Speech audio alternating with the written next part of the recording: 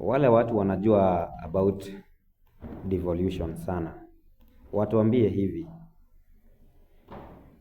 if the government can decide isipeane bursaries kabisa, isipee mtu hata mmoja bursaries,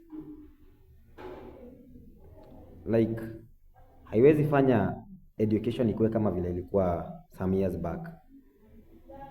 Yeah, is it not possible?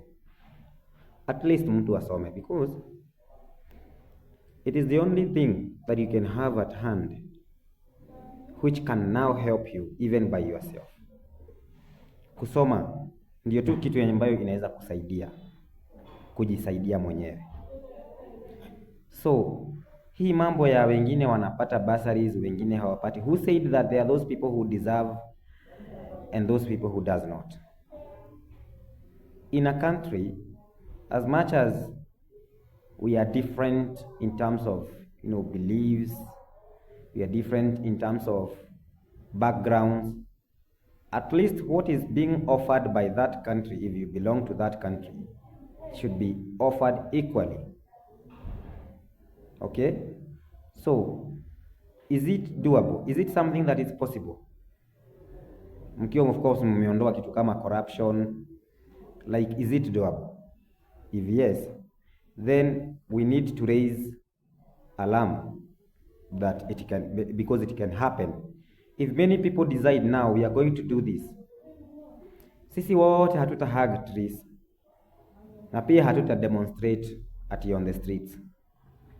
We can raise a voice. Wale watu tumechagua, even if we disagree with them, the fact remains they are our representatives right now. Let us raise concern until their ears can hear nothing else other than what is right and what ought to be done.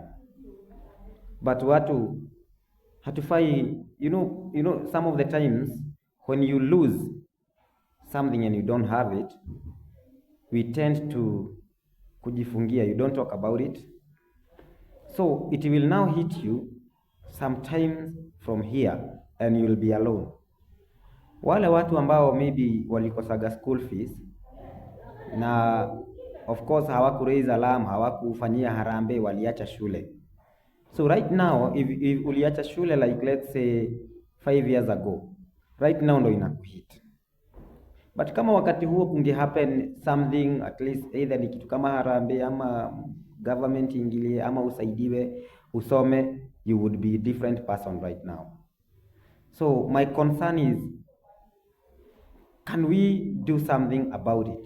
But before we say we do, is it possible? Because maybe chenye nasema ni kitu ambayo labda haiwezekani. Unajua labda kuna watu wamefanya uchunguzi wanajua maybe other countries like that. So I want to know, is it possible before we think of doing it? Because we can do it. But first of all, we must confirm whether ni kitu tena inaweza fanyika. Tusianze kitu yenye ni impossible.